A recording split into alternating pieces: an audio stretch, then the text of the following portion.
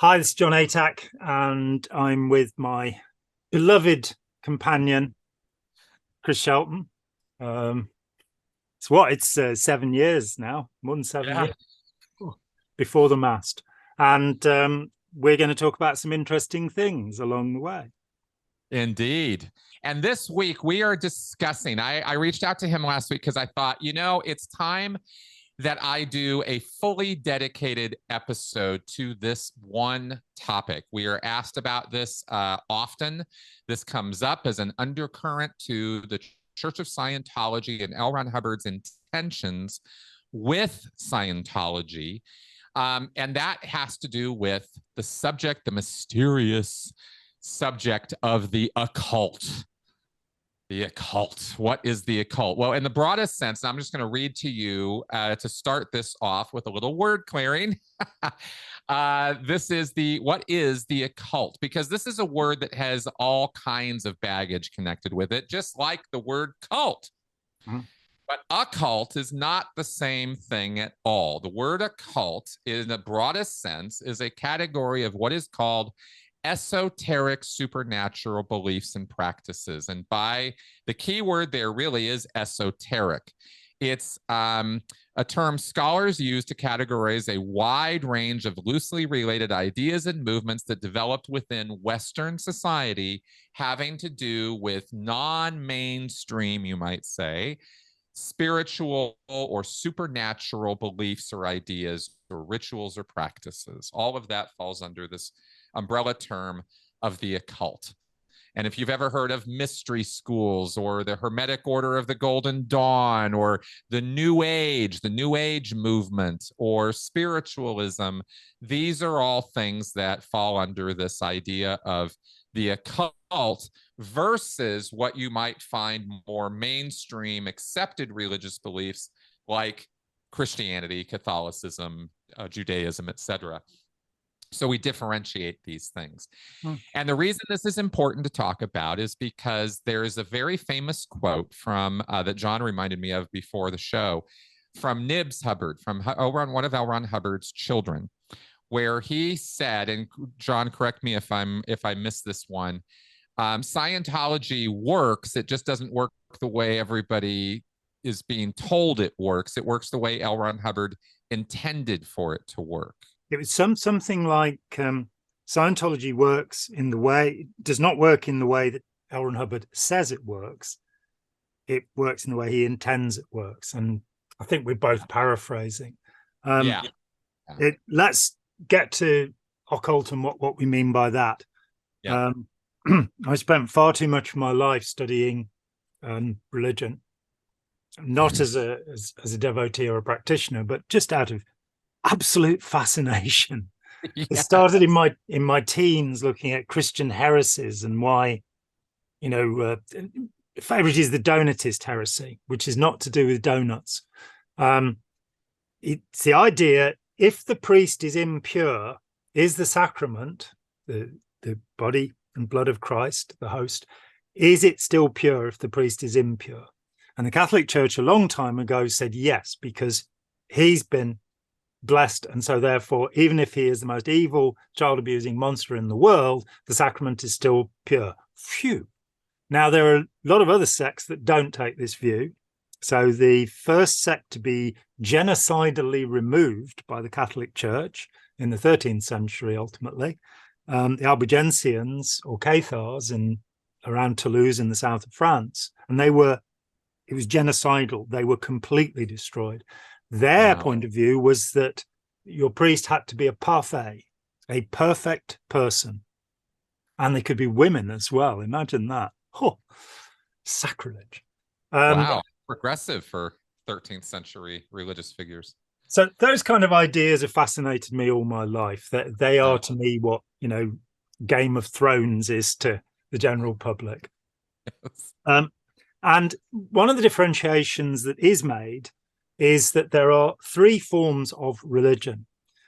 One of them is the devotional form. Christianity is a devotional religion. You worship God. Buddhism has unfortunately become a devotional religion. You have Amida Buddhism, Pure Land Buddhism, where people believe that by your devotion, you will achieve salvation. You will be saved. In Hinduism, you have the Krishna groups, where simply by repeating the Krishna mantra, Hare Krishna, Krishna Krishna, Hare Hare, Hare Rama, and on from there, that's all you have to do. You have the Tibetan groups, where you can crawl for hundreds of miles, going down on your hands and knees at every step and wearing your poor knees out. This is all devotional. I'm pretty sure that it's not what the Buddha wanted. I'm pretty sure it's not what Jesus wanted. These are religions of devotion. Nichiren Shosu, Soka Gakkai, Tina Turner, pray to a Gohonzon scroll and go, "Oh Lord, won't you buy me a Mercedes Benz?" So devotional religion can lead into prosperity, Christianity, and all those things. You then have mysticism, which is a word which is much misused in our society. This takes us back to the beginning, about 1800 BC, the Eleusinian mysteries, where we hear about the Sibyls and these people who would give these prophecies of what would happen. And it gives us the word mystery. These groups they call themselves the Mysties. And they went through a series of initiations which would generally lead to, and this is still the case, I'm told, with the Freemasons and some of the Rosicrucians. I hope Jeff Augustine isn't watching this, because I might get into trouble. What is called the Grave of Fire among the Masons. And the idea is that ultimately, after you've been through all sorts of fascinating little ceremonies, progress through the steps of a Gnostic system, you will finally be taken into a dark place, blindfolded, and there'll be things to try and scare you around. Ooh. And then you'll be put into a coffin and the lid will be put on.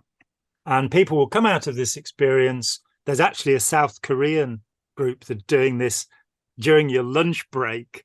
If you work in an office there, that you can go into a coffin for a little while, and people are giving these, "Oh, wow, it completely changed my life" sort of stories. So if anybody out there wants to sell this for $500, you'll make good money.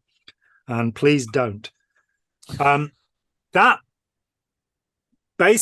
word changed. By mysticism now, we mean inquiry. And as Eric Fromm put it, he called himself, as I do, an agnostic mystic. That you want to understand the world and you seeking the truth, whatever the truth is. That was my determination from the age of 14, and I still don't know what it is. But if anybody does know, write me a postcard or something to explain it to me. That's the second. The third and final aspect of religion is the desire for power, the desire to control supernatural forces. This we generally call magic. And this takes us into the realm of the occult. And our starting point with this is the very definite assertion that L. Ron Hubbard was a believer in magic, and not in the nice kind of pop song believing in magic. He actually believed that you could summon forces of nature, which are embodied as deities or divinities, demons, gods, and use them against other people to promote your will and to go forward. Do you want to comment on that before I gish gallop away on something? Oh no, I absolutely do. This is really fascinating stuff. And we are just people in the Scientology watching world are not the only ones who are fascinated by this. I mean, this is something that my biggest hitting videos are always about Hubbard and magic. Yeah, no, this is fascinating stuff. And I want to stress from the beginning here that what we're going into in this show are the actual principles that Scientology is founded on, because you can't read Hubbard's works and come away with a clear-cut understanding of the origins and the origin story and the genesis of Scientology, because Hubbard's not admitting to you what the true story is. He is telling you his PR sanitized version of that he believes people will accept. It comes out of the Buddhist tradition. It's built on, 10,000 years of man searching for his soul and for answers. And we finally melded science with Eastern traditional, mysticism and tradition. And we've come up with this. This is how Hubbard presents Scientology, by the way. All the things I'm saying here are straight out of Scientology materials.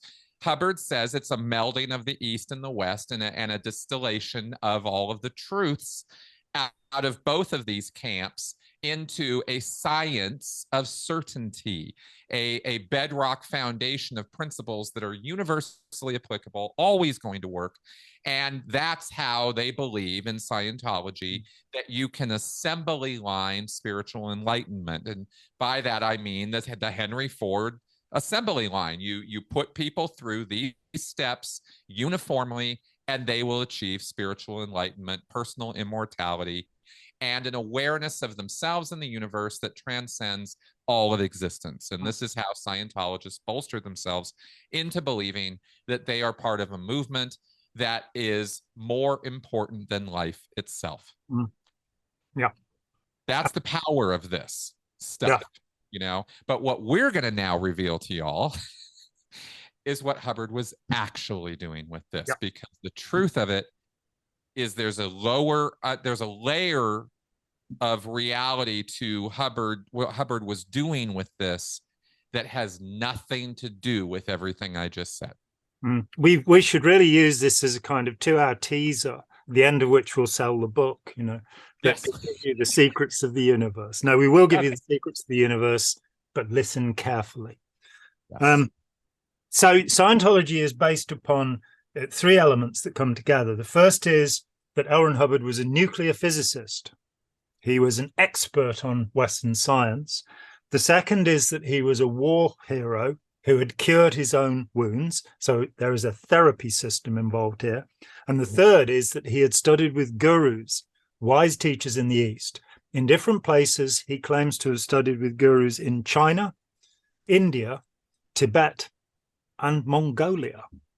Correct. I've not heard of any gurus in Mongolia, but now the reality of these things is, firstly, as he admits in a lecture of the 23rd of September 1950, you want to check it, called Introduction to Dianetics, that he flunked the course in atomic and molecular physics that he took at George Washington University. His grade sheets from the university agree with that. I was amazed when David Miscavige released that lecture. I'd never heard of it. And suddenly there he is saying, I flunked that course. Atomic and molecular physics is not nuclear physics. They are quite different subjects, in fact. The nucleus is a lot smaller and different rules apply. So he never studied nuclear physics. He failed the course in atomic and molecular physics. And that is the first claim, a scientific mind. No, he also said he was rubbish at mathematics. So that claim falls. He also said he was a horrible lab man.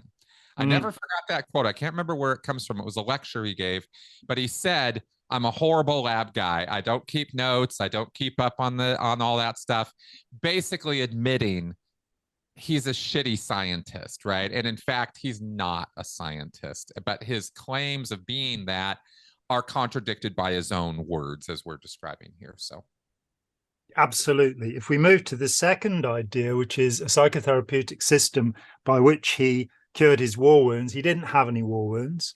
He was quite honest about that in an interview in the November-December 1950 edition of Look magazine, where he talks about having had ulcers, pink eye, conjunctivitis, having fallen down a ship's ladder, and having something wrong with his feet.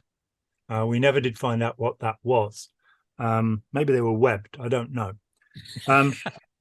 But he then would later, crippled and blinded at the end of World War II in My Philosophy in 1965. So there's a degree of exaggeration there. So he did not cure himself using a therapy.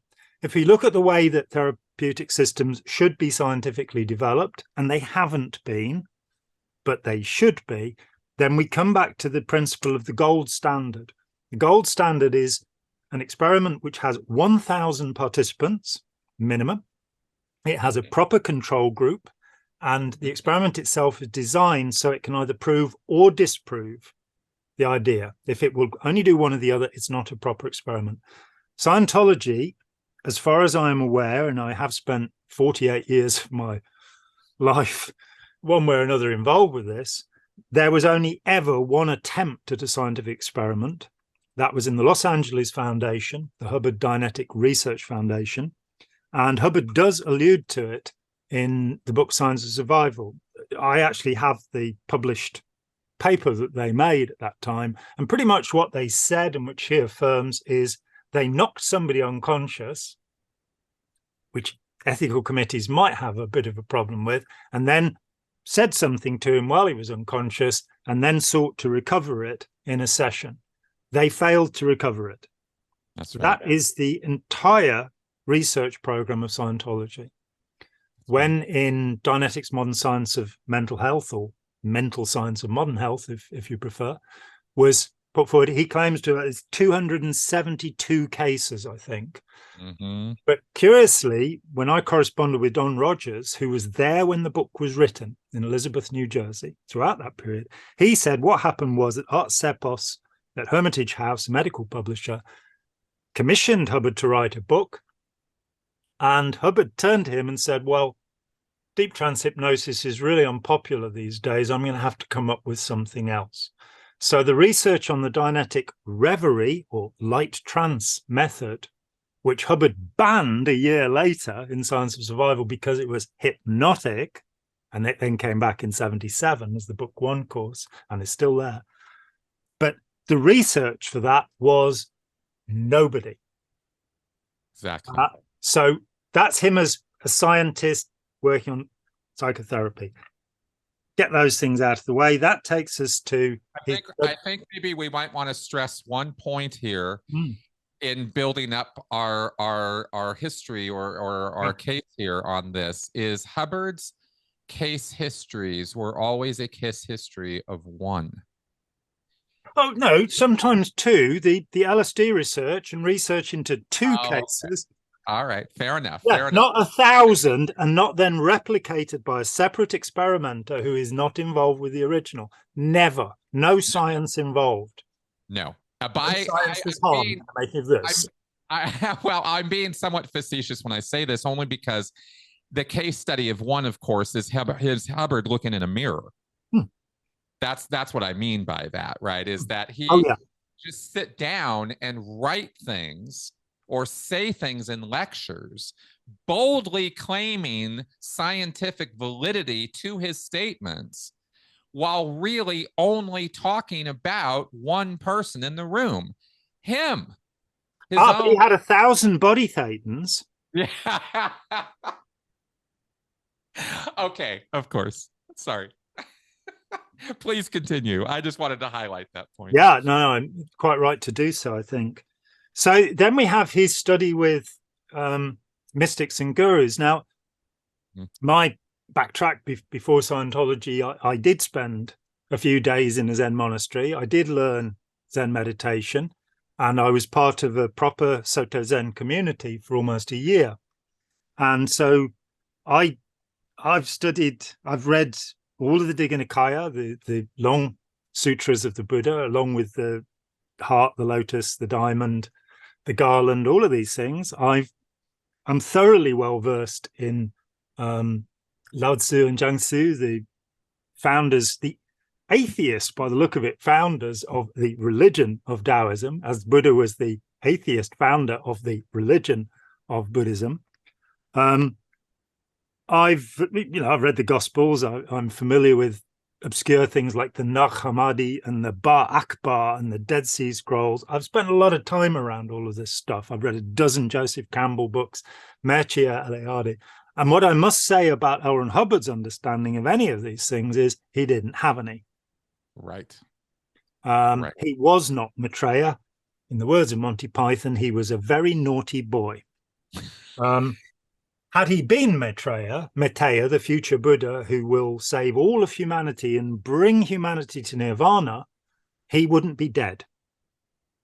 We would all have gone with him, because the last act of Maitreya is to take us all off the wheel of suffering and into nirvana, or if you don't like Kurt Cobain, nibbana, which is the Pali word for it. This man knew nothing about these things. Where he talks about it in the Phoenix lectures, in 1954, he actually gives us a little view on what we are going to be talking about, because he does talk about being 20th century Buddhism. And of course, Scientology is the absolute opposite of Buddhism. In Buddhism, you are giving up the self. There is no self, anatta. The central principle of Buddhism is the realization of the Buddha that he was not a self. Very complicated, very strange. But Buddhism is about Scientology is about the elevation of the self. I was about to say, that's right. It's the polar opposite of what the Buddha was asserting. And he makes that clear in the title 8008, where he says we are going to reduce the infinity. He, for some reason, stood the infinity sign up and made an 8 of it. Never mind. We are going to reduce the infinity of the physical world to nothing. And we are going to take the nothing, which is your personal world, to infinity. You will still, of course, be a life static and have no mass, no meaning, no motion, nothing at all. You'll still be, in fact, a zero when we're done with you. But the purpose of Scientology is to elevate you to this great height, absolutely at the opposite, where the Buddha would be saying, I'm going to get you off the wheel of suffering, the fear of the eternal return, as it's called by Buddhists and Hindus. The whole idea is to not reincarnate. Scientology is selling you your next lifetime, your next lifetime, your next lifetime. So these are not the same thing. And here's the clue. In the printed version of Phoenix Lectures, Lao Tzu's Tao Te Ching, the word Jing is usually, in the old system, the way Giles, it's spelt CH, Jing. In the Pinyin, the more usual system these days, it's a J. But in Phoenix Lectures, it's a K. Tao Te King. And that's curious, because very few people have ever rendered it with a K. One of them was Aleister Crowley, who made a really awful garbled translation. I speak as somebody who's read 60 translations, translated it twice myself, that Crowley is just the worst misunderstanding of the ideas in this thing. So Hubbard there's one little entry point into what will become the next part of our conversation. Yes. You paid us. Well, and that's interesting, because that's another data point that connects Hubbard and Crowley on a point that is unique to both of them, and in a similar way to how I guess it's appropriate to bring this in now is in 1952, L. Ron Hubbard was giving a series of lectures in Philadelphia. And in those lectures, he breaks down this sort of electronic, spiritual foundations of Scientology. He talks about energy and energy flows and things like this. But those are also the lectures where Hubbard claimed to be his good friend, Aleister Crowley, is how he refers to him in those lectures, even though they never met. And Crowley actually kind of, per what I've read, kind of despised Hubbard and what he stood for. But he refers to Crowley as his good friend, and he makes reference to a particular tarot card, the Joker, I believe, right? And the way he describes the picture of that character in the tarot card is hyper specific to Aleister Crowley's personally commissioned tarot deck that he had made for him. And this is a tarot deck you can go buy now. It's a unique deck, and it has a very unique set of pictures on it that he directed be done that way. And that's exactly how Hubbard describes the Fool character. You will see on the Fool card the alligator barking at his heels. And usually the tarot card has a dog. As my splendid assistant Spike has pointed out, there are, because she's an expert on tarot for reasons we don't understand, but there are, I think I was the first person to point this out many years ago, that this alligator, and she came to me and said, well, there are a couple of other decks where you have a crocodile and alligator, but it's again a confluence. Let's wind back. Yes. According to L. Ron Hubbard Jr., Nibs Hubbard, L. Ron Hubbard's firstborn, born in 1934. L. Ron Hubbard's deputy from 1952, where he helped in the research for Scientology, A History of Man, his first project. For 7 years, he was Ron Hubbard's immediate deputy. His reputation has been thoroughly trashed because in response to incredible harassment and offers of large amounts of cash, Nibs withdrew all of his statements and admitted to perjury. Now, given that he was scared for his life, his own father was pretty determined to shut him up, and given that he was, in fact, a diabetic who was very ill, I think he had his foot amputated before he died. Correct. Yep. He was working as a janitor, and when they offered him, I think it was $400,000, the last settlement, for him to just sign this document and go away. There is no reason not to believe him, because a contract signed under such duress is not valid legally. So we should carefully consider what he said. And I have read, there's 1/10 of 1% of Scientology, which is a widely available manuscript. I've also read The Telling of Me by Me, which was the final Nibs Hubbard autobiography. I think it is.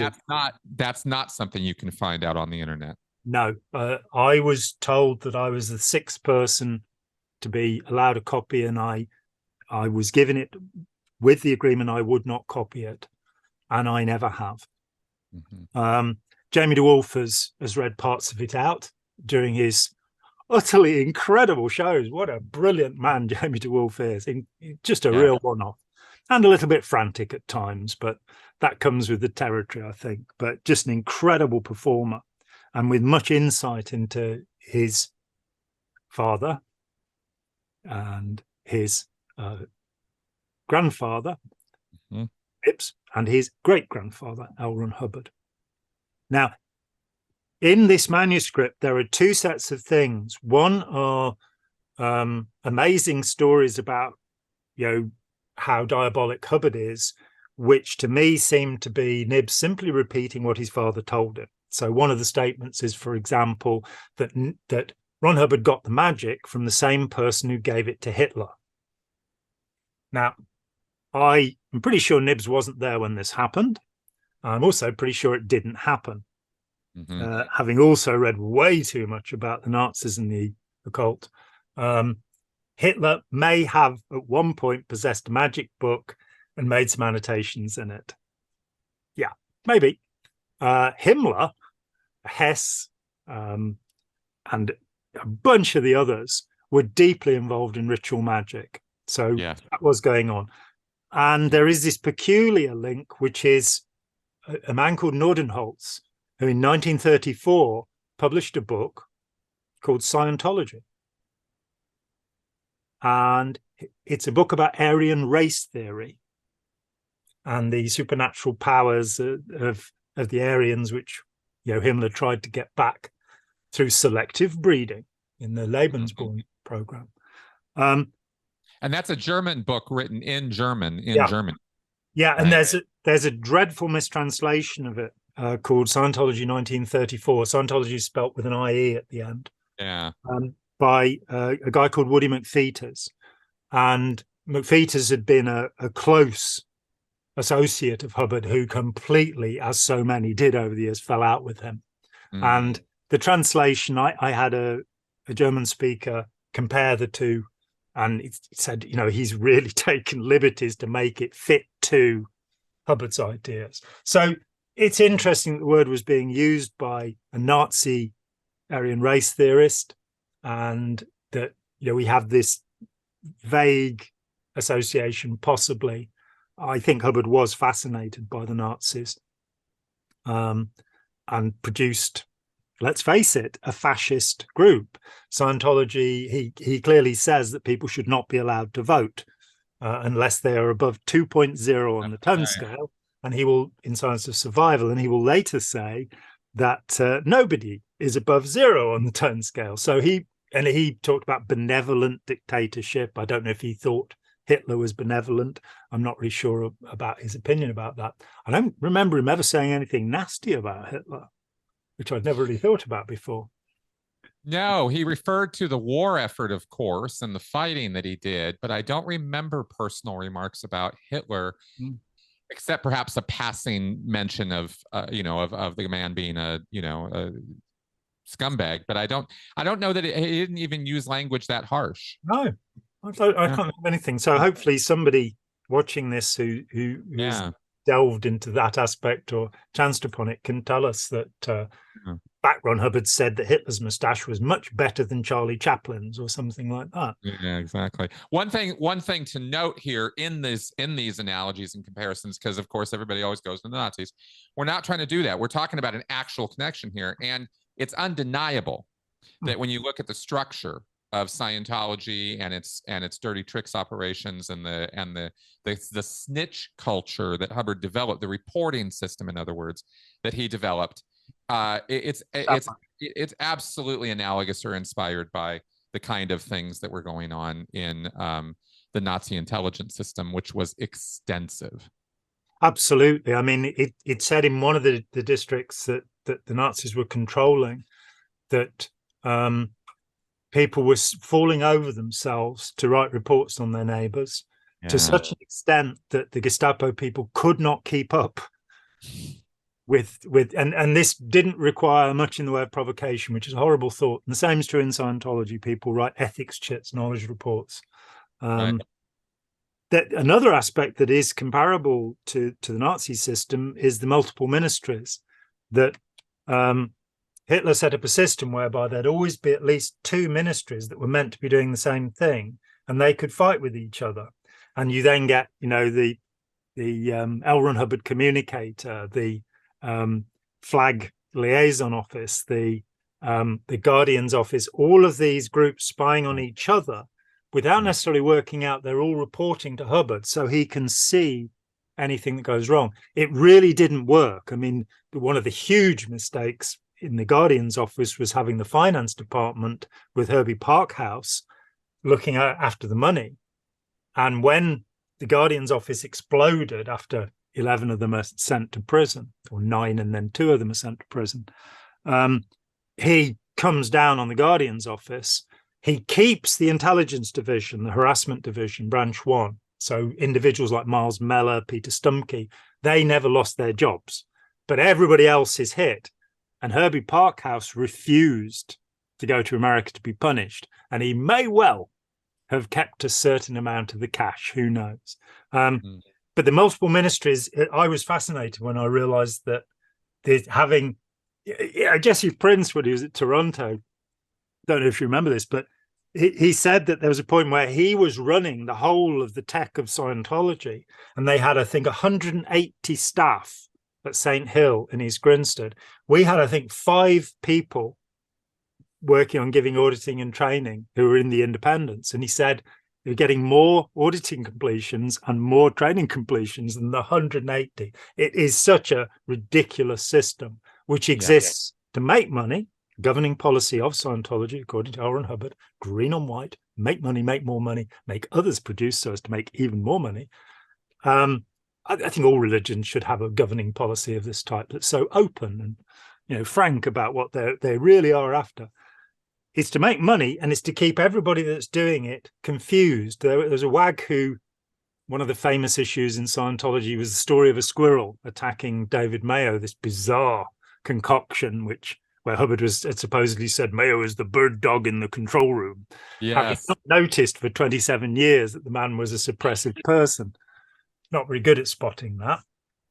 I mean, David Mayo was L. Ron Hubbard's auditor for years. Yeah. And the guy who he credited with curing him and the man who he said would inherit from him. And then he took against him.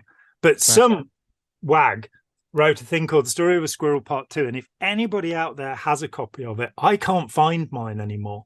But the insights into Hubbard, it's meant to be, it says, my name is Ray Mitberg, not Mithoff, and I am declaring myself suppressive. And that's how it starts. And it's a pastiche on what happened to Mayo, but it's got so much that is perceptive and so much that's hilarious, frankly. And one of the quotations is, people confuse tech and ethics. Tech is to make money, boxcar loads of it. Ethics is to deal with anyone who finds out about this or me. That's it right there. Yep. So the Crowley connection, this is... Yes. Nibs Hubbard said that his father read the Book of the Law when he was 16. So somewhere before March 1928, Hubbard had read the foundational book of the Crowley system. And Aleister Crowley, called the wickedest man in the world by the News of the World newspaper, he made it to Hitler's personal shit list, we're told, because the organization he ran was actually a German organization that was a sister to the Germanenorden and the Thule Group. And the Thule Group is the thing that Himmler and Hess and others belong to. So you've got these are ritual magic groups. What that means is they perform ceremonies in the attempt to attain supernatural power for things. Right. So what Nibs tells us is this was his Bible, the Book of the Law, and it has the essential principle, which comes from the French writer Rabelais. Do what thou wilt shall be the whole of the law. There it is. Then says, love is the law, love under will. Not really sure what that bit means, but you do whatever you like. That's the right thing in life. And this is the essence of magic, the idea that you can get other people to submit to your will, to do what you want in the world. That's right. And it should be noted right now, let me just interject this real fast, that Hubbard wasn't, in his early lectures, he actually made reference to this. He talked about intention and magic and having this idea. Hubbard alluded to this knowledge, this esoteric knowledge of magic and the history of magic, and he would drop in these little bits and pieces throughout his lectures through the early 1950s about how magic really is, and how it's devolved into the hat and the wand and the bird coming out of it and all that. He talks in some detail about where the origin story of these things are and how it was always about manifesting will or intent, getting what you want out of life, and that these were the ways of going about doing that. Yeah, and that's incredibly important, that there are certain ideas that are essential to Scientology. Exteriorization, getting out of your head, getting out of your mind, being the main one. I don't want to do that, really. He's out of his mind. That's at one end. The other end is this concept of the will, which was very popular still in the 1930s. We don't, Schopenhauer's philosophy, the famous, here we are back with the Nazis, the 1934 triumph of the will. Yes. So this is this idea that you can develop power to be able to control another being without their consent and without their knowledge. That's the basis of magic, whether we call it black magic or white magic. They're both wrong because they do not have the informed consent of the person who's being acted upon. And in Scientology, you're expected to develop 8C, infinite control, and tone 40, which on the tone scale is serenity, but in reality is shouting your head off at people until they buckle. That's right. And forcefully, physically moving them if they don't comply. Yeah. It is compliance. It's intended. It's defined in Scientology, tone 40. The definition is quite simple: intention without reservation. You have zero back off, zero uncertainty on this. You want it, you make it happen. Yeah. And this is embodied by that phrase, make it go right. Make it go right. Yeah. Yeah. And if we substitute the concept of the will for the use of the word intention in Scientology, then we have the whole game that you will be able to intend anything. You'll be able to intend that your bank account now has $1 billion in it, and it will suddenly be there. That one didn't work for me. You'll be able to intend that the US government will stop suing you, and you won't have to steal their files. So this is very much that it's a rebranding of magic. Yes. When you translate the words back, now in the famous Philadelphia doctorate course, and by the way, that's not a valid way of getting a doctorate, spending 6 weeks listening to Ron Hubbard. Sorry. Though they did award them because they took over Sequoia University and then pretended that the doctorate they gave to Ron Hubbard was out of the blue. And they'd actually, I've got the documents, they'd actually already bought Sequoia before they gave him the doctorate. I didn't know that part of it. That's interesting. It's not. Then there's a fake telegram that's backdated to try and make it look as if he got it earlier. It gets so elaborate, the scam and the hoax that goes on here, the things that are offered as proof, which are just forged bits of paper that have no provenance. So in the Philadelphia doctorate course, end of 52, beginning of 53, Hubbard says, we have ways here of making slaves. Now, I was criticized by Kendrick Moxon, the head of Scientology's legal, for quoting that without putting, let's make sure none are made, which is the end of the statement, because I don't think the end of the statement is relevant. We have these methods, what we have here in Scientology can be used to make slaves. That is to say that we can impose the will on others. Yeah. When I was writing articles for Tony Ortega at the Underground Bunker, a halcyon period in my life, of course, one very astute observer, and if they'd like to contact me, I'd like to congratulate them in person for pointing this out, said, there's this very interesting passage, which I had read and hadn't taken enough note of, where Hubbard says that life is a game, and in a game you have pieces, and it is important the pieces do not know the rules. The job of the players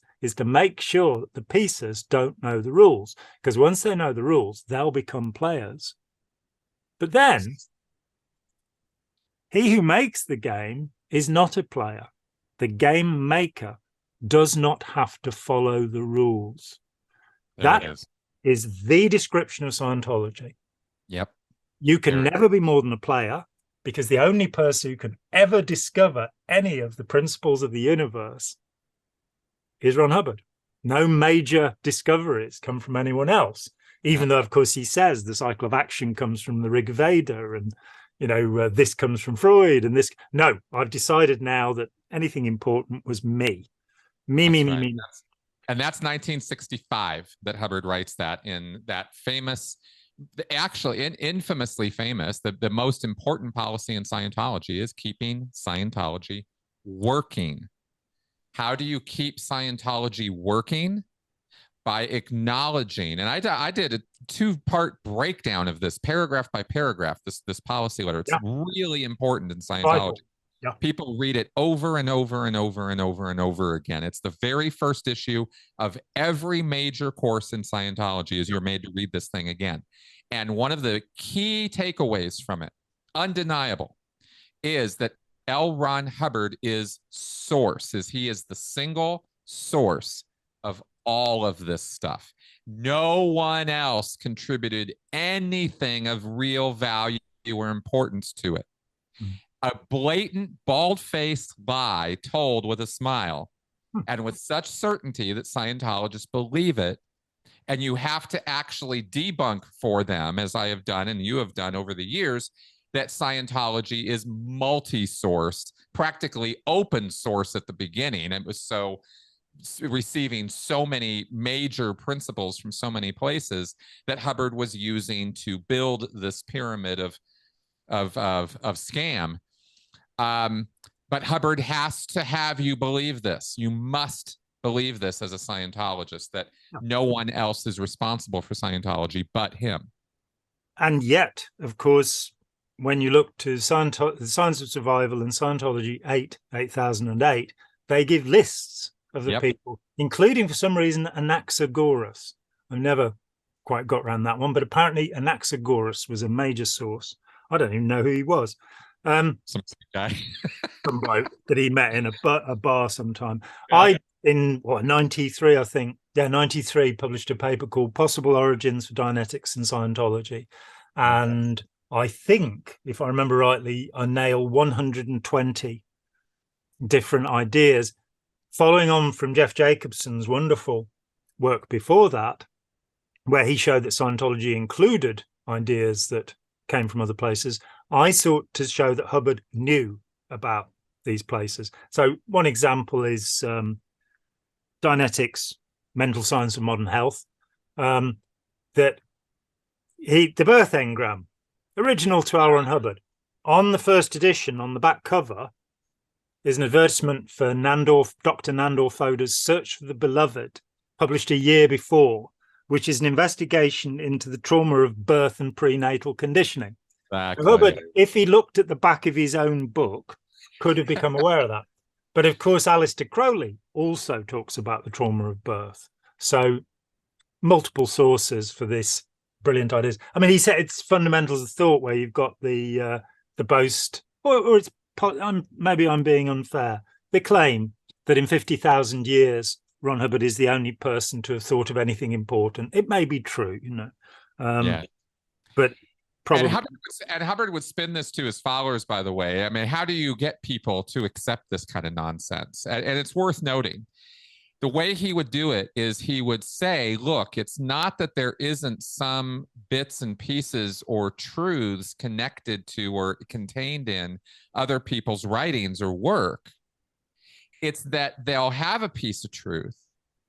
They'll have some principle that's real about life or communication or spirituality, but then they twist it. They screw it up. They tell you this, but then they add this other thing onto it. And he came up with a couple examples out of philosophy or religion that he would lecture with, that these sort of go-tos that he would have to prove this point. So he would say the brilliance and ingeniousness of what he was doing is he was distilling these truths out of these and removing their destructive spin. And people would go, oh, right, okay. And this is how he would deal with challenges to his authority, because people would say, but you said this and it's right here in this book in 1920. And he goes, yeah, but look at the next paragraph. Look at how they screw it up. And that's how he would sell Scientologists on this. I can remember sitting on Sundays when I was not meant to be on course. I would go into St. Hill. We're talking in the last century here. And long ago, I remember a lecture where, because I'd just go and pull a tape and listen to it. You weren't charged money, and you could pretty much, as long as they weren't confidential tapes. And so I listened to a lot of tapes that weren't on the courses, and that was very useful to me. And in one of them, exactly as you say, I remember it, he talks about Muni Sadhu, who was a self-proclaimed guru. And he said, somebody had brought me this statement by Muni Sadhu, and it is true. And I said, we look at the page in the book where he said this, and there are 38 other statements that are not true. And I'm kind of going, that's a lot of statements for one page. Even as a Scientologist, I occasionally kind of went, this guy's full of shit. Yeah. Let me put in another thing, which is that Hubbard said that for something to persist, it must have a lie in it. Yes. So my question for a long time has been, so what is the lie in Scientology? Yep. And the lie in Scientology is that we'll help you. But what I noticed again and again, he also says that if you want to understand an idea, go back to its origin. and it will generally be better than what's been worked from it. Having gone to the origin of his thoughts, there is nothing in Scientology that I believe. I rejected it all in 1984 and said I'll take it back bit by bit, because while I'm in the system of it, I can't see. I'll compare it to itself. So I got outside of it, and I anticipated that there would be parts of it that I would accept, but I don't. I can give you if anyone who asks, a better formulation and a better source for anything he says, because everything he got hold of, he entered a lie into so that it would persist. And because it is the temperament of sociopaths that they cannot accurately reflect. Their grammar is usually bad, as his so frequently was. But any idea that they put forward, one of the things I noticed I did a comparative of 22 biographies of Hubbard, all of them, in fact, autobiographies, though sometimes like Mission into Time, compiled by the editors. No two of them agreed on any story. He was a blood brother of the Blackfoot Pekuni people at the age of 2, at the age of 4, or at the age of 6, depending on which account you believe, that he became a full-blooded brave of these people. I incline towards 2. I think that's probably when his horsemanship, and all of that. Right. But the old Hubbard legends, for those of you who are familiar, we were treated as Scientologists to an entire backstory of Ron Hubbard's life that was total horseshit from beginning to end. And this is not uncommon in religious groups. They even have terms for this. But the biography for Hubbard it's really quite something to behold, how bald-faced the lies are and how voluminous they are from his childhood forward. His education, his professionalism, his writing, his war activities, all of it, total balderdash. But they get away with it in the Scientology world because nobody's fact-checking this stuff or asking questions. And you find out that easily enough, as I said, with his claims about being a nuclear physicist, if I show a grade sheet from George Washington University, people say it's a forgery. So I very early on started collecting, as I say, 22 biographies, and you say, this is him saying it, crippled and blind at the end of World War II, handwritten, my philosophy, on display at St. Hill. And this is him in, 59, Communication and Isness Professional Auditors Bulletin. I was feeling sorry for myself. And on July the 25th, 1945, I was in Hollywood, got into a fight, beat up 3 petty officers. This is a man who just 19 days later, the end of World War II, will be crippled and blinded. And yet somehow, and you talk with people who believe, and the things they will say. The first one I got from somebody when I said, don't have to look at any document from outside Hubbard himself. He's a liar. He contradicts himself. And she said, oh, he had 2 bodies. Yeah. Oh my God. Yes. That's right. Parallel time tracks. Because he gives that excuse, because he gives that out there as a possibility in one of his early lectures. And so it is truly mind-numbing to watch how people resolve their cognitive dissonance when faced with these contradictions. It's mind-blowing. It really is. Let me oh, please go ahead. Sorry. Well, the central character that people need to know about is the Empress. There we go. That's where I was about to go. Perfect. In 1984, I interviewed a woman called Jo Scott, delightful woman. 30 years before, she was Hubbard's personal assistant in London. And she said to me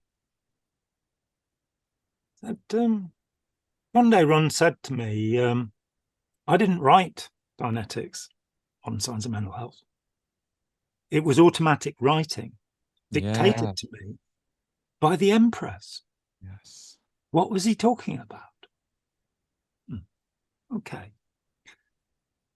There's a very rare book. Spike was unable to find an illustration of the cover by a man called Arthur J. Burks, called Monitors. Burks was a major in the US Marines down in Savannah, Georgia. And in his autobiography, Monitors, he talks about a visit by the Redhead. We know Hubbard wrote a letter in January 1949 from Savannah, Georgia, talking about having discovered a new therapy system whereby you could rape women and they wouldn't even know about it. Would that Danny Masterson had. Yes. Yeah, glad he didn't. Yeah. So in this book, Monitors, Arthur J. Burke says, and who was also a very successful, well, he was a very successful pulp writer, I think 800 stories to his name. And he had his own kind of wacky new age system. I don't think he hurt anybody with it, as far as I can tell. But he said the incredible thing was his system depended upon what he called the little its, these little beings. And he said Hubbard could actually see them. So this is the first mention of body thetans I know of. And he could have them jump from one finger to another, apparently. And Hubbard, the Redhead, told him these stories about being a barnstorming pilot. Didn't say he was called Flash, which is what he told us later. It's that awful Queen song. Favor of the universe, right? There you go. That he never got scared when he was flying, because when he looked out on the wing, there it is. The Empress was there. Yep. Dressed in green with red hair. And this is what Crowleyites call the Holy Guardian Angel. The divinity, the Romans used the word genius or Juno, and every individual alive had one of these tutelary spirits, a teaching spirit that could. Napoleon had one, the Red Demon, and he forever rued the day that he didn't listen to what the Red Demon told him about Russia. Don't do it, you know. So it's not an uncommon thought. So he basically, automatic writing, if anybody wants to check, in the book Dianetics, The Evolution of a Science, Hubbard says that one of his research methods was automatic writing. So that one we prove. That's right. He makes reference to it in various lectures. And it always, I got to admit, it really confused me as a Scientologist when he would refer to stuff like that. I just kind of bounced off of it because I couldn't understand how that could fit into my understanding of thetans and a reactive mind and all of this very structured, simple to understand descriptions of mental anatomy and spiritual, you know, and our spiritual self. That all was pretty simple and made a lot of sense. But then he would make these references to the tarot and to spiritualism and to automatic writing, and it would always confuse the hell out of me because it didn't seem to fit. But it does. That's the trippy thing about all this. Yeah, that in the end, there's a statement that he makes where he says, when you become too incredible, you become invisible. And this applies that we, being vaguely rational in our approach to life, basically put aside the ridiculous things in search of the treasure. And we should have approached it the other way around because there wasn't any treasure.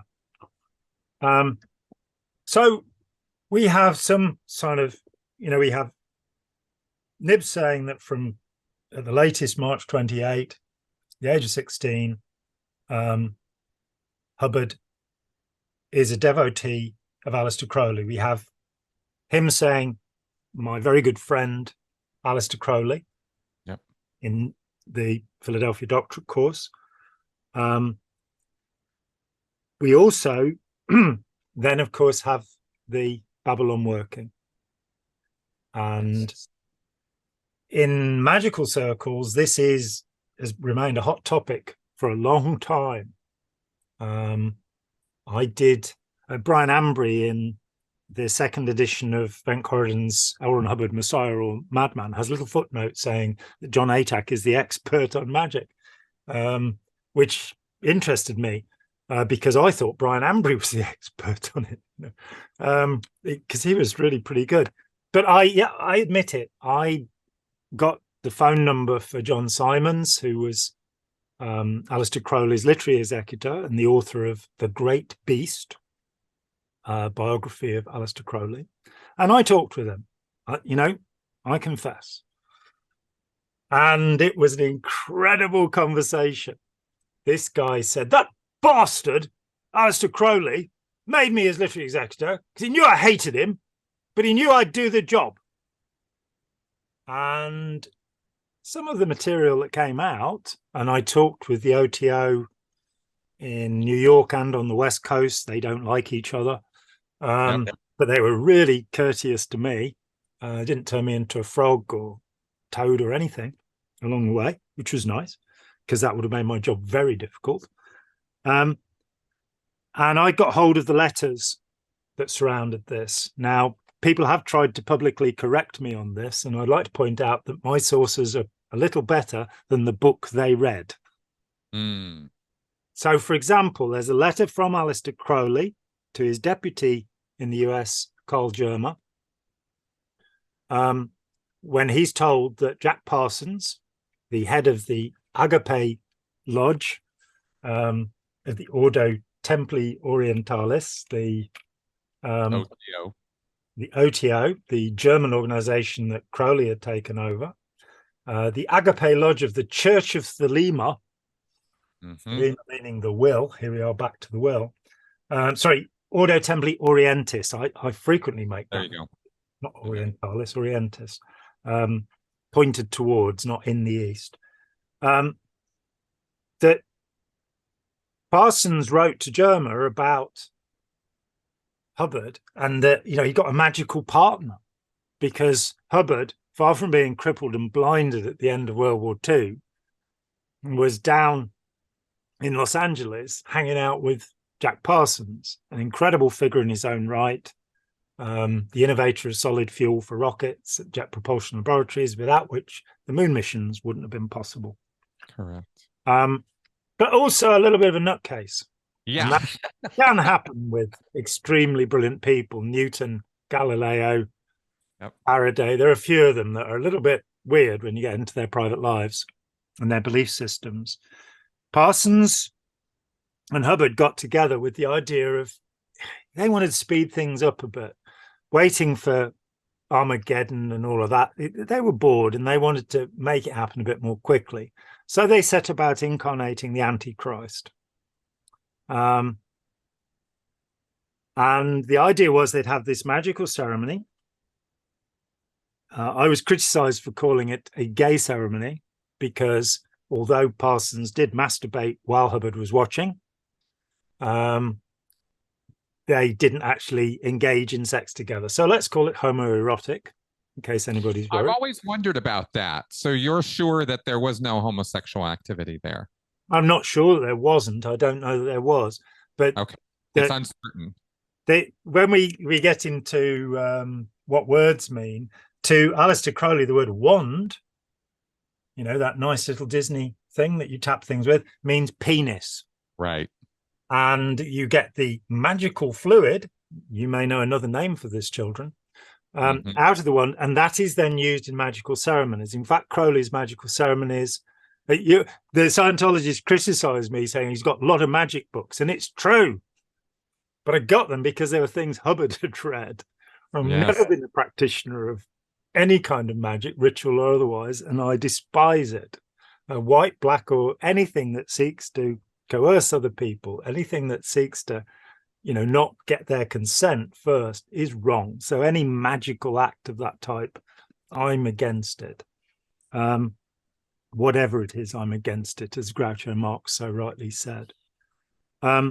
So what they would, in the Crowley system, bodily fluids are very important, and that included menstrual blood. That was used to make magic. And my own, I don't even like to talk about this, but there is a Crowley, not very often published Crowley statement about leukorrhea, which is the liquid, the fluid created if a woman has gonorrhea. And he was Yeah, exactly. Oh God. Yeah, that's gross. Uh it's a couple really disgusting things I've heard in my life. And that's top five. That's gross. Good. That's Oh, because I feel the same way, and it's why I generally don't mention it. But in yeah. the context of revealing all, we better do that. That's the kind of stuff Crowley was into, along with heroin, cocaine. Yeah, He was a heroin junkie when he died. that's right. But there is this correspondence, and I got hold of it. And as I say, people have tried to correct me. Crowley, when writing to Carl Germer, his deputy, talks about the idiocy of these louts. Now, this is usually given as goats rather than louts. The reason I come to louts being the only possible word I can fit in that it could have been is the Crowley letters were considered to have such deadly magical power, they were transcribed and burned. Yeah, magicians. I had a Baptist minister who wanted to exorcise my house, which was good fun. And he said, "You've got to get rid of those books, those magic books, because they've got all this." It's like, yeah, really. I should cocoa. Oh dear, things people believe. But the Crowley originals were destroyed. And so they were transcribed. And the transcription, there is no way that Crowley would have thought calling somebody a goat was an insult. Goats are lovely things as far as people like that are concerned. They're very into goats. So I'm pretty convinced that he was idiocy, louts. That's what he thought of his good friend, Ron Hubbard. That's the only contact they ever had. They basically performed a magical ceremony to bring the mother of Babylon, the mother of the whore of Babylon, the scarlet woman of the book of Revelation, the last book of the New Testament, which probably shouldn't have been included, I don't think, but it did get included because it was thought St. John had written it. He didn't. Never mind. And it's wild stuff, 7-headed lambs and it reads like somebody's drug trip. I tried to read it one time and I was like, this is like reading somebody's LSD trip is what this feels like. Yeah, and the idea is that it was written on people's religious beliefs, but I'm just saying it reads like a drug trip from somebody who has no invested emotion in it. Yeah, and theologians will say, well, it's actually a veiled reference to Rome, the 7 hills, the 7 this, and it's during the time, I believe, of the Diocletian persecution of Christians and Jews, and so it's coded, and we don't have the capacity to decode it anymore. So, it's an apocryphal book. I don't think it should be in there. And if somebody would like to argue canon law with me, we can have a great time, but I'd probably rather not. So they wanted to hurry things up to the end days, and as of course of many American politicians over the years, sad thing in the Bush-Reagan administration there. Let's go to Iraq and bring on the end days. They did their ceremony. They listened. Is it Rachmaninoff, the Isle of the Dead? They listened to, and it's all recorded. You can get the Book of Babylon. People have been talking about it for years. I was surprised. There were various things that interested me. That firstly, there's a Crowley letter which is dated 5/1/1946, which Americans naturally read as the 1st of May. It doesn't fit into the timeline. Well, being English, I read it as the 5th of January, which is when it was actually written. They performed their ceremony with Jack Parson jerking off, Hubbard intoning the ceremony, Book of Babylon, which you can get. As far as I know, no commentator before I got to this had worked out what this ceremony is. And that's kind of weird, because if you look into there's a book called The Secret Rituals of the OTO by Francis King. And in it, I'm looking for the exact expression here in the text. The 8th ceremony, OTO 8, let's pause at that thought, OTO 8 For those of you who are not connecting the dots right now, let me connect them for you. The highest levels of Scientology and the confidential lectures that people or levels that people pay hundreds of thousands of dollars to do and partake in and years of their life to get through are called the OT levels in Scientology. So OT, by the way, is the highest level that is offered by Scientology now and forever, because there are no levels above that. So OT8 is a very significant set of letters and numbers in Scientology, which happen to have a callback to the OTO. Yeah, for some strange reason. Yes, probably coincidence. This ritual is called "Concerning the Secret Marriages of Gods with Men," or the magical masturbation. Okay. Okay. So this is what they were up to, and sure enough, a woman called Marjorie Cameron turned up, and she changed her name to Cameron. She's famous because she was an actress. She's in Kenneth Anger's weird art films, which I'm not a fan. She did little drawings and paintings. I went to a show a few months ago, quite by accident, which was a show of work by, and I wasn't, it was just, we were passing the museum, it's a show of mediums. And I thought it was going to be about artistic medium, like oil paint and stuff like that. But it was actually work by mediums, a number of whom were Crowleyites. And there was a work by Marjorie Cameron in there. Yeah, interesting. The only time I've ever seen.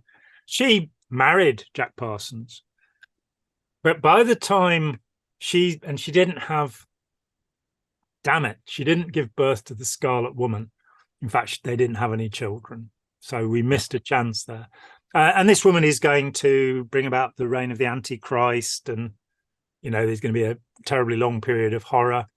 If you say the word Armageddon to a Jehovah's Witness, they get very worried because they've been waiting for it since it was first prophesied in 1914, and they're getting a little bit anxious. 2033, I'm told, is the next date for the annihilation of everything. So I'm looking forward to that. The next test of everybody's cognitive dissonance, 2033. That bloody time too, after the Mayan calendar failed me in I know, right? Come on, what happened to 2012? It was going to be epic, man. Hubbard then, while he's already taken Parsons' girlfriend, Sarah, from him, who by strange dint of fate is actually Parsons' sister-in-law as well, because he was married to her sister. But, it's not for me to criticize. Hubbard's run off with her. He's managed to persuade Parsons to give him $35,000, which in 1946 is quite a lot of money and everything that Parsons had in the world. Parsons wrote about this in a book called Freedom is a Two-Edged Sword before he died in a mysterious explosion. And as a rocket scientist, it's kind of weird to think that he didn't know how to handle fulminator mercury. But as L. Ron Hubbard said, there are men dead because they opposed us. Not that we killed them. But Hubbard's run off to Florida with all of the money. I think he put $200 in, and Sarah, who called herself Betty at the time, you can call me Betty, put about $20 in, and they bought yachts. And there was this huge, Parsons goes down to get his money back. His money's already gone. And there's a legal case in Florida. Interestingly enough, I've discovered recently that some of the pages from that legal case are no longer there. And it would appear, that I'm one of the very few people in the world who has the original documents of that agreement. But so Parsons goes home, licks his wounds, and writes about it. And Hubbard then goes to the next phase of the story, which is probably the blood ritual. This document was mentioned during the 1984 case against Jerry Armstrong in Los Angeles. And a few years later, I had a knock on the door. and it was Omar Garrison, unannounced, the man who had been paid hundreds of thousands of dollars not to publish the commissioned biography of Ron Hubbard. And Garrison said to me, I'm tired of having my door kicked in, where they try to get the documents back, the thousands of pages of Hubbard documents that Jerry had helped him, had given to him as the official biographer of Ron Hubbard. So I'm tired of having my door kicked in. I'm coming here to talk to you so that Scientology will know that if they do anything else to me, I'm going to give you all of the documents. And just as a matter of good faith, here is the blood ritual. You cannot copy it. You cannot make any notes. And this document is basically a blood pact with the goddess Hathor, who is, as with many divinities and deities, has two aspects which are oppositional. One is she's the spotted cow who feeds all of humanity. That's the nice bit. But the bit that Hubbard was interested in was the destroyer of mankind, the equivalent of Kali, Black Kali in the Hindu system. And he pledges his life to her. She becomes the Empress. She becomes the dominant force in his life in this ceremony. And this is, just very quickly, this is an Egyptian goddess, yeah. Goddess, that's right. A goddess of fertility. There's a lot wrapped up in her. She has a vengeful aspect that protects her from enemies. Yeah, there's a lot here to this. And in the Crowleyite system, Crowley gave a really kind of kindergarten view of what would become called the perennial philosophy, the idea that the same gods are, you can cross them over from one system to another, the Greeks, the Vikings, the Romans. It's not true. The Greek and the Roman are very close together. But even there are serious differences. And there are many different, in Greek mythology, there are different versions of different gods and goddesses.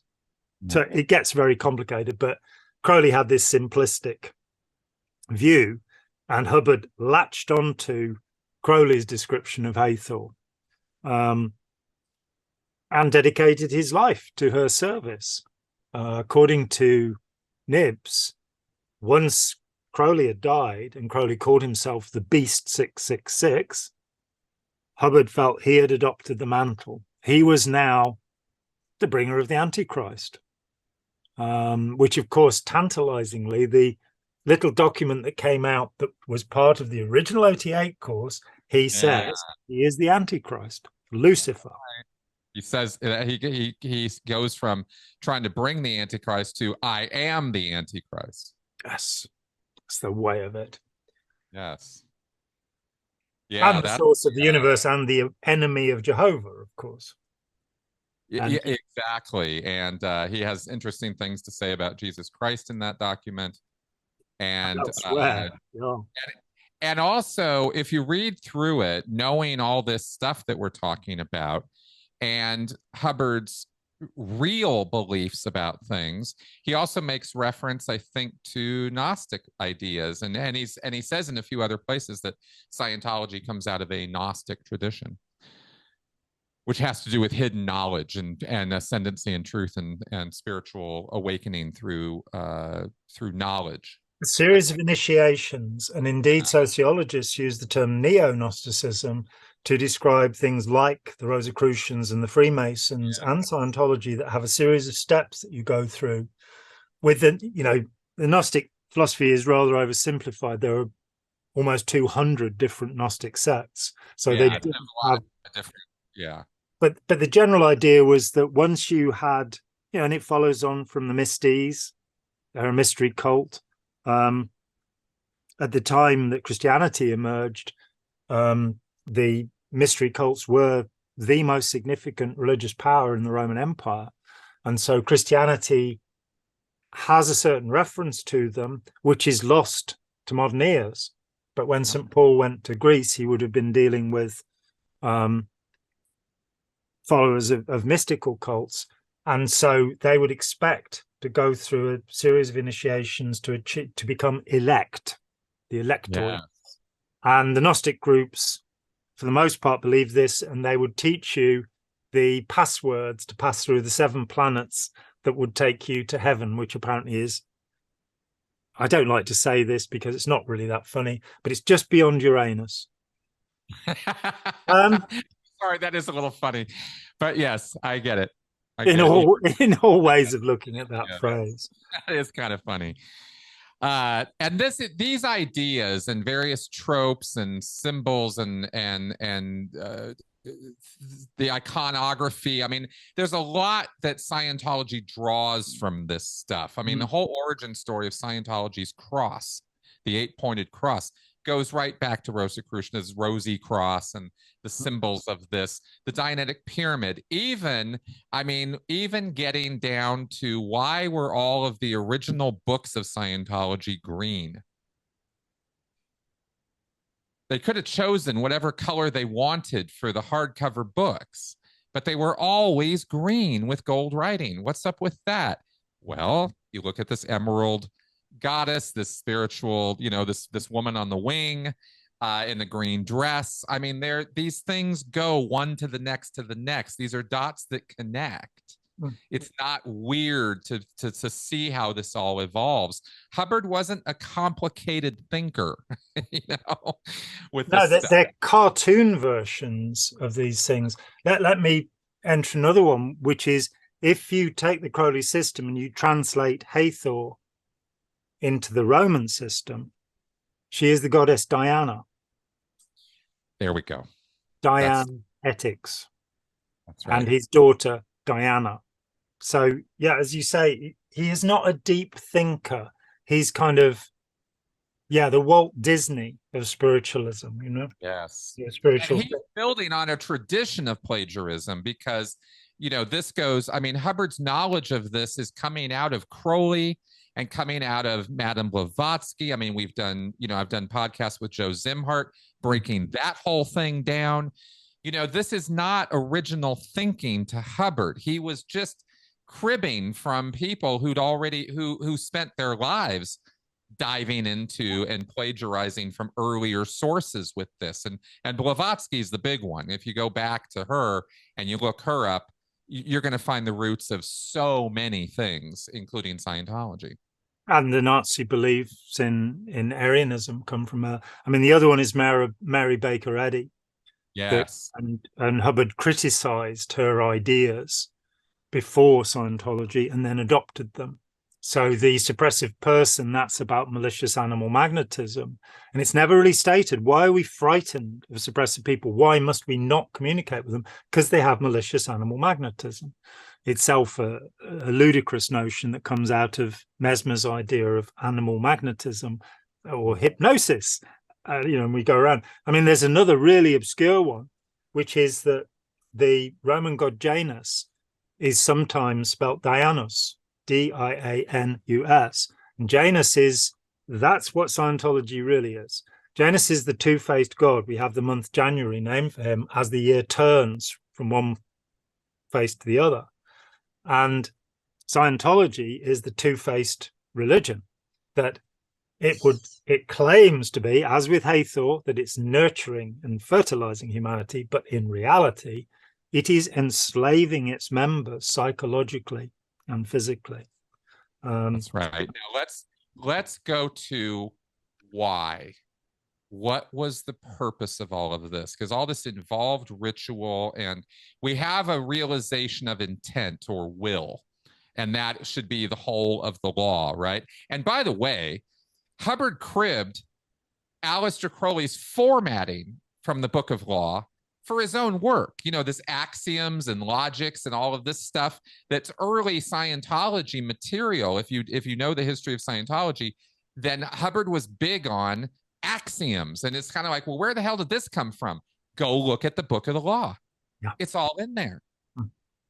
There's very little original thinking here is sort of the point. But what was it that Hubbard was trying to do with all of this?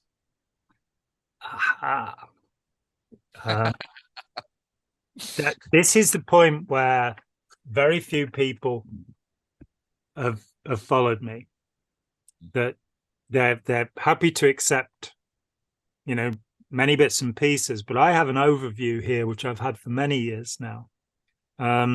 Marty Rathbun, when people still spoke to him, published a blog, and this was about 2015 or something, where he said he'd realized that Hubbard wanted to be a god. He wanted to be turned into a god, apotheosis. And I did write to him. He didn't respond, rude man, and said, read the Piece of Blue Sky, 1990. I haven't changed a word of it in the new edition, where I talk about Hubbard basically following systems that existed in Rome and China, whereby a human being can be deified. There's a moment in the wonderful televised version of I, Claudius, Robert Graves's incredible novels, I, Claudius and Claudius the God, where Livia, who is the wife of Augustus and will event the first emperor, the first Augustus, the first Caesar in that line, who she poisons. She poisons her own husband so that her son, Tiberius, can become... But she realizes, having ridiculed Claudius all of his life, Claudius, an oracle tells her that he will be emperor. And she pleads with him, make me a god. Because to become eternal, you have to be worshipped. The same idea is found in Chinese philosophy. So by people remembering you, now this one connects all the way. The original documents for the Church of Spiritual Technology, I got very interested in this group. We got into the legal documents around them, and got David Mayo $2.9 million into the thing. I was paid $1,000. I'm an idiot. It's just that simple. But I gave them their strategy. I gave them their documents by getting stuff out of... They were trying to get tax exemption. And one of the documents, and I'm afraid my collection has been devastated. I've lost... I don't know where this Or Story of a Squirrel Part 2 are. But one of the documents said that the purpose of the Church of Spiritual Technology was to perpetuate the name L. Ron Hubbard. There it is.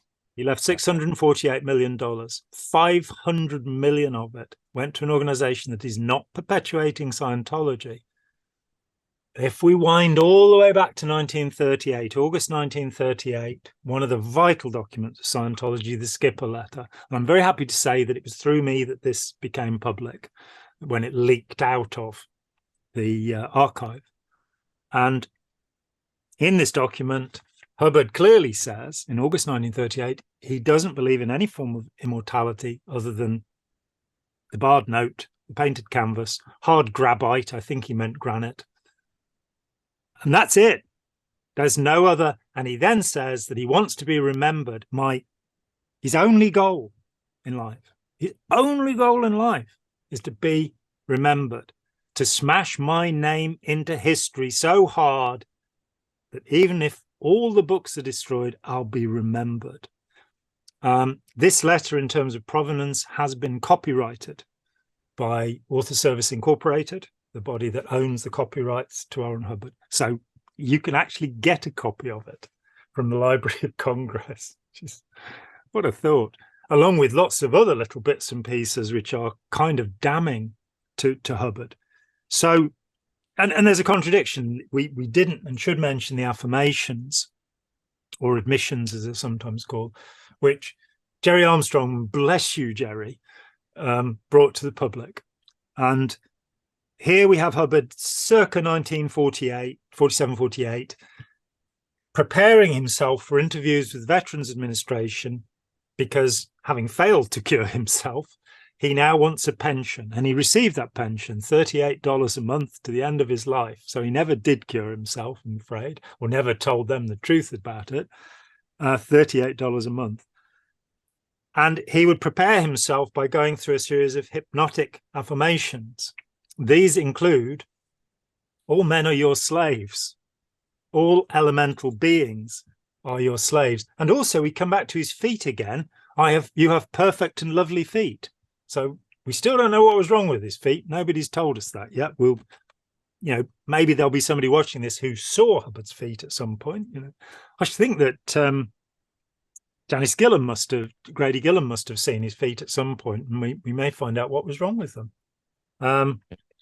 We've never had any comments on that, but no, and it's an important point.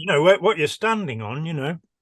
Let me read a couple other key lines out of the affirmations. There's a Wikipedia page on this. Anybody can go look this up. And this is L. Ron Hubbard's handwritten notes submitted into court. The church has not contested this. This is known, documented stuff. So if you want, and I've told people many, many times over the years, if you want a window into L. Ron Hubbard and who he really was, this is as good as you're going to get. And there are lines in here such as, my mind is still brilliant. I can write, but check this out, that I believe in my gods and spiritual things, that my magical work is powerful and effective, that the numbers 7, 25, and 16 are not unlucky or evil for me. I mean, if this isn't literally the definition of magical thinking, and this is his personal writings, he wasn't expecting anybody else to ever see this. This was his window. This is the best window we have into who this guy was. Yeah, absolutely.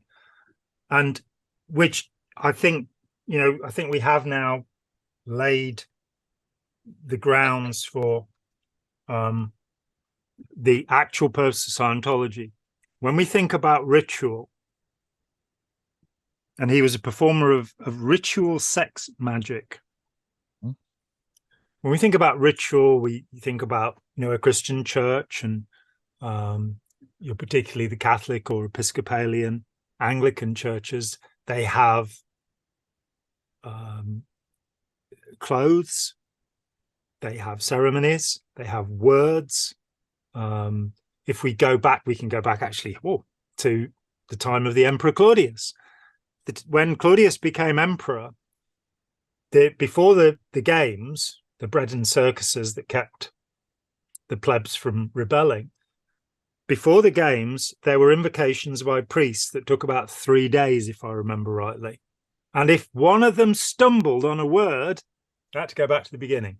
And it was Claudius who said, sod it, let's just keep on going. He also gave us the U as an aspect of the V. So his name was Clavdivs, but it's a soft V, which he gave us as the letter U. So bless him, lovely man. Everything must be exactly right, because otherwise it won't work. Everything has to be in its place. My contention is very simple. Scientology is a magical ritual. The whole of Scientology is a magical ritual, where probably the numbers 7, 16, and 25 are not unlucky, where you have these people who are dehumanized into terminals. I love that word. You have these organizations, you have these uniforms, including campaign ribbons, which is actually against the law both here and in the US, but they still wear them and nobody busts them. And it's insulting to people who've actually fought in wars and done things that were valorous. But nonetheless, you have a language that is so precise that in auditing, you have to use exactly these words. And they are, by the way, not questions, but commands. Yep. And by acting out all of the rituals of Scientology, there is some other purpose. Now, Hubbard, we said intention is the foundation of Scientology, the will. Hubbard talked about having counter and other intention. Scientology works as L. Ron Hubbard intends it to work, which is in fact a counter intention to Scientologists. They wish to become self-determined and powerful, and they are becoming completely other-determined.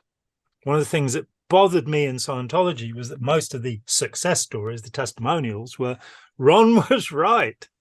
Nobody seemed to be able to discover anything or think anything other than that he was the greatest thing that had ever existed in, well, at least in the 50,000 years. What was it that somebody discovered 50,000 years ago that was important, which was the last? He never explained that. That and his feet, they will remain a mystery forever. So the Babylon working is a ritual to incarnate the Antichrist, to bring about the end days, and with no concern about the return of Jesus. I don't think they thought that was going to happen. So they can take over. Scientology is the continuation of that process. It is to bring about a world with no democracy, with no freedom of belief, with no freedom of decision, with no freedom of movement. It is to bring about a world that is completely controlled by the intention of Ron Hubbard, so that Ron Hubbard can be viewed in the light that he wished to be viewed, the supreme God, the demiurge, the creator of the universe, is the position that he was after. Sadly, he fell a little bit short and was distributed in the form of ash over the Pacific Ocean, and has not, sadly, reincarnated so he could be sent to prison for his past crimes. He had 21 years, didn't he, really, to come back. Unless David Miscavige, of course, has been murdering the firstborn of all the... Oh, he has. Oh, dear. There's something else going on here, that he's making sure that he can't reincarnate by forcing people to have abortions. Let me add a footnote to that. In studying the Nazis and their occult relationship, most historians weren't willing to do it because they say, well, magic is complete nonsense. Well, Winston Churchill, I'm told, had an astrologer because he knew Hitler had one. And he wanted to know what Hitler was being told. So my point of view is this magic stuff is absolute bullshit. Strike me dead if that's not true. There you go. Didn't work. It's complete superstitious nonsense, and it's incredibly harmful to us to accept it. It's not to say that there aren't deeper and more wonderful things working in the world, more deeply interfused, as Wordsworth had it. There may well be, but as an agnostic, I don't care to believe. I would rather see evidence and construct something reasoned than believe that, my cat can put a hex on me. And she wouldn't. She's a lovely thing. Or that I mustn't walk under ladders, though it does seem like a dangerous thing to do. And if I break a mirror, I'm with Stevie Wonder. If you believe in things you don't understand, you will suffer. And Scientology cannot be understood because it does not make sense. So I don't believe that L. Ron Hubbard achieved any of these things. I think he was a weak, despicable, semi-psychotic human being. He was forever suffering from some illness or other. He failed to cure any of the things he claimed in Dianetics in himself, his short-sightedness. He was wearing spectacles to the end. He was an alcoholic. He admitted to drug use, no matter what anybody who was around him says. He said that he'd addicted himself to phenobarbital as a guinea pig, and it was really hard coming off phenobarbital. And then a few years later, he tried to cash a prescription for it in East Grinstead, signed Dr. L. Ron Hubbard, 1965, Nembutal. He recommended the use of Benzedrine after amphetamines, and was the founder of Narconon while smoking 100 cigarettes a day and having a serious alcohol problem. It's all a Wizard of Oz creation. Yes. And that's the magic. That's the only real magic. It's a little scruffy red-haired man standing on a stool with a megaphone shouting behind a curtain. And to get away from it, it's important to understand that he was psychiatrically ill, and his magic only works if you believe it works. As soon as you say, This reality is an agreement, that lovely foundational lie in Scientology. No, reality is reality, whether you agree with it or not. And we aren't all chanting space particle position every minute, as he said. But it's ludicrous nonsense, fundamentally, to put it in a nutshell. Well, you've really done a great job here of walking through this and getting to where we're really at, which is that you have the ultimate system of authoritarian control and slavery, and I don't use those words lightly. Those are appropriate words to use when you're talking about what Scientology does to people. Yeah. We lived it, right? I now, we both understand how coercive control works, what it is, what it's all about. This is a system that installs that software in your life. Yeah. It creates a program of your life where you are following rituals and practices that further and further enslave you through all the mechanisms we've discussed so many times of trance induction and repetition and thought-stopping cliches and mantras as solutions to living rather than actually just living. This is what this is all about. And it's a totalist system, when by that we mean it takes over your entire life. It takes over all of your relationships. It takes over the way you think about things and your language. There's big books of definitions of words that you have to abide by and follow. And that changes the way you think at a very fundamental level. And all of this was done on purpose. This didn't, I've talked about the opportunism and the enabling and the way that people like L. Ron Hubbard would take advantage of opportunities in the moment to forward what they're trying to do. But the purpose of what they're trying to do is there from the beginning. And this was a system of control. And L. Ron Hubbard was a desperately flawed, horribly depressed and anxious and upset person. Yeah. There was never a day where L. Ron Hubbard was just on top of the world. L. Ron Hubbard hated himself, hated everything about his life, and wanted to change it because he wanted to be in charge. And he thought pathologically that the way to do that was to enslave other people. He literally wrote these words. I don't have to conjecture about what he thought. He wrote it. So he put all this together with this system of magic and Crowley and the occult and this long tradition of nonsense. And we find systems of control, all in an effort, as you so brilliantly put together there, to keep L. Ron Hubbard's name being said for eternity, because that's godhood. That's immortality. And thankfully it isn't. I had a bizarre experience. First time I came to the US in 1986, there was a class 12 auditor working at, and at that time there were only 50 anywhere in the world, working for Sarge Gabodi in his Advanced Ability Center, as it was then. It would later become the Institute for Research into Metapsychology, which is another story. And I was around there for two-week periods, and I interviewed David Mayo, I interviewed various people. She would not speak a word to me.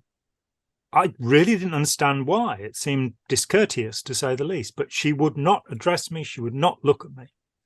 And I visited again a few years later, and I was at a massive party, and a little bit the worse for wear by the end of the evening myself. I admit it. It can occasionally happen. It was a long time ago. And I'm sat there, and this woman, and it's a massive party, lots of people who I don't know, starts ranting at me. And there she was. She decided she could talk to me. And she said, "You're giving him what he wants. You're making him famous." And because, as I say, I was a little the worse for wear, I didn't just say, and you're brainwashing people using his methods. Right. I don't mind that people remember Hitler, Stalin, and Mao. I think it's useful. And I don't think it means that Ron Hubbard is still amongst us because I mentioned his name.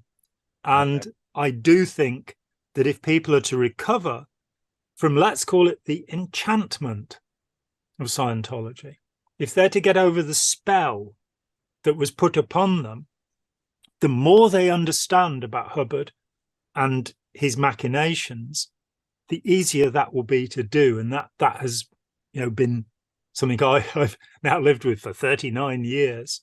And, now it's your job. Hey, I'm running with it, I'm doing a good job of it too. Thank you. Well, this and as I've said from the beginning, I am only standing on the shoulders of giants. I mean, I really believe that. And I'm referring to Jerry and you and the Tori and the OG people, so many, Dennis Ehrlich, so many people took so much shellacking so that I and Aaron and Tony could do our work with a minimum of shellacking compared to what happened to those people back in the past. But I wanted to say that this is the hardest part of Scientology to understand and to accept. It took me years to get my wits around even parts of this because I rejected it wholesale.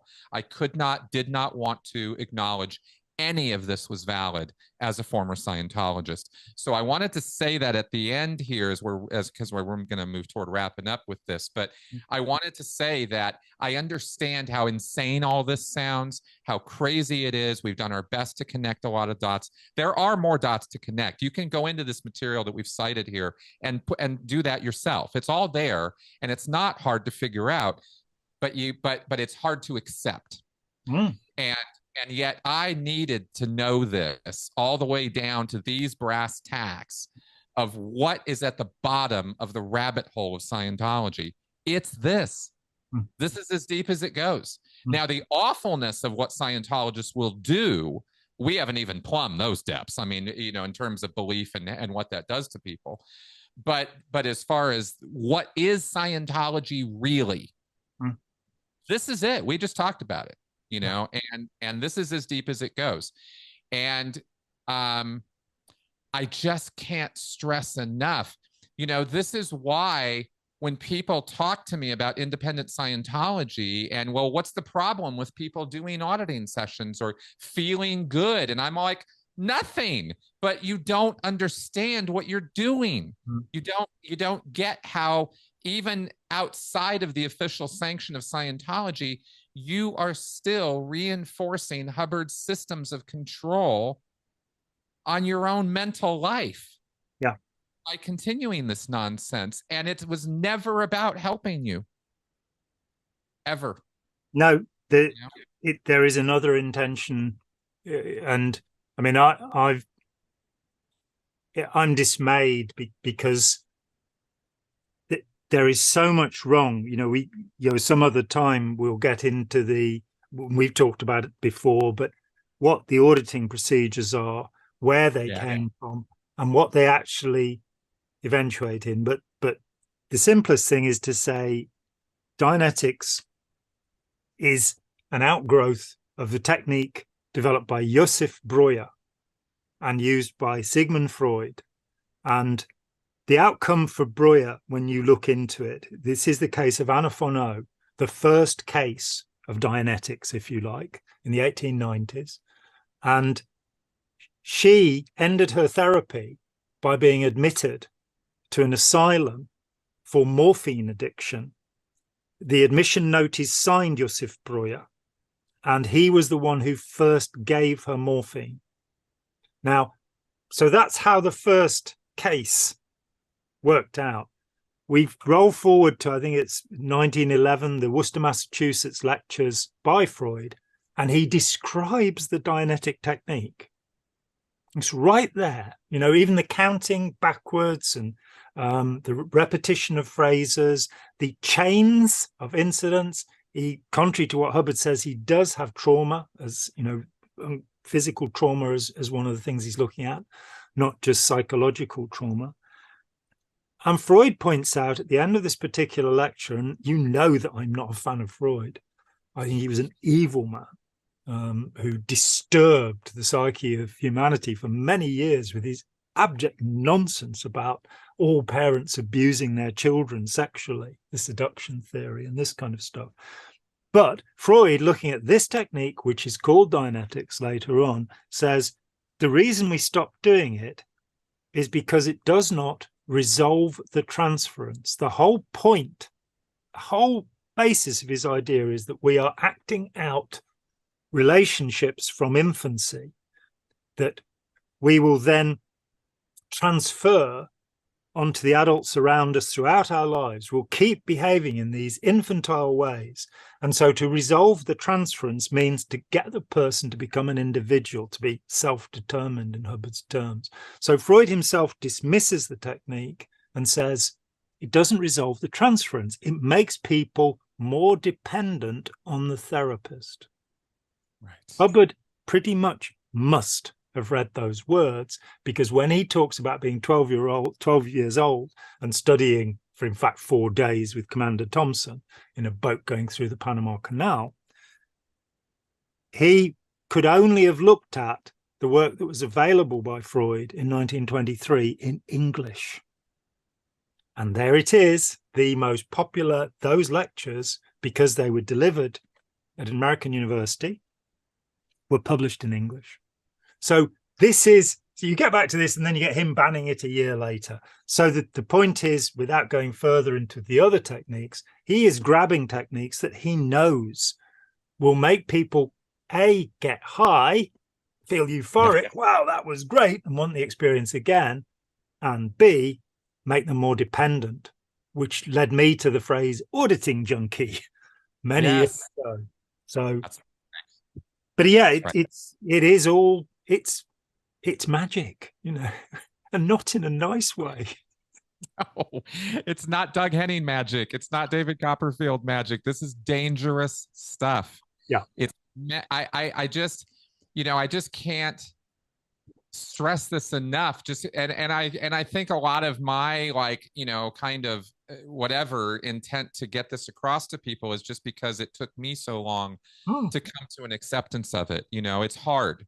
It's hard to deal with the fact that you were involved in a system that was designed to make less of you and control you and hypnotize and imprison you, while the entire time you're there, you're absolutely positive that you are becoming freer and freer and freer, while you are becoming more and more and more dependent on this thing. And that's where we now understand more in the 2000s. Now we have a more thorough understanding of what this addiction model is.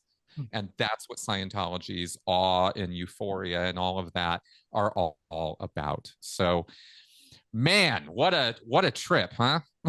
And anybody who wants to look into it more deeply, there's a chapter in Let's Sell These People a Piece of Blue Sky called His Magical Career. And I would be obliged if you'd buy a copy of the book rather than stealing it from the internet. Nobody has my permission to publish it. And it did take me 6 years of my life to write, and you'll be out exchange if you don't give me anything, and will therefore go to hell. The other thing is that on the internet, free of charge, indeed on my channel, you can see me reading the paper. If you can't manage to do it for yourself, the paper Hubbard and the Occult, from which much of I've had it down to the side of me throughout. I admit it. I've got a crib sheet.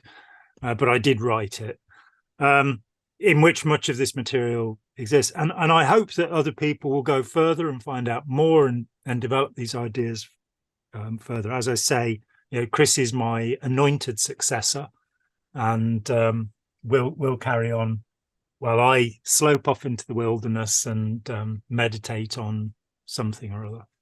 Paint some pictures, write some novels again. Exactly. Some creative work. Yeah, the real thing. It's been fantastic. It's always fun. And every time we talk, it seems even better. What can I say? And that's not usually how romance goes in this world. I agree. I agree completely. I think that the quality and content that we've put together over the years has really, really become better and better and better. And that's how I feel about it too. And it was really good to start with, so. Yeah, exactly. All right, folks. So listen, if you haven't subscribed to John's channel at this point, you need to do that because he's got a great Patreon. Everything, I'm in my 4th year on the channel now. I have not as yet made a cent from it. The work was free, keep it so, as Ron Hubbard. I never knew what he meant by that. The work was actually very expensive, but exactly. We are trying to keep Spike alive, the poor waif and stray that she is. So I really appreciate, even if it's just a few bucks a month, and do the same for Chris. It's very important. It's much more important, in fact, that Chris makes a living from this so that he can concentrate on it and do it. I am going to leave the building at some point, and I'll stay longer if we get enough people on the Patreon account so that I can get 10 cents a week out of this too, Exactly. Look, it's the harsh reality of life, folks out there, that we are fan funded. This is how we get our work done. We're not going out getting grants and sugar daddies and things like that. That's not how we do our stuff. So your support is appreciated. And with that, John, thank you again for taking the time. Yeah, thank you too. It's been great. Thanks a lot.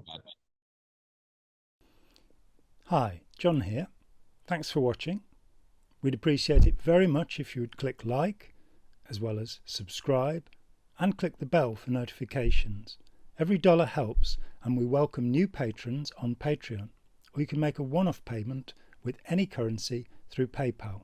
Thanks so much.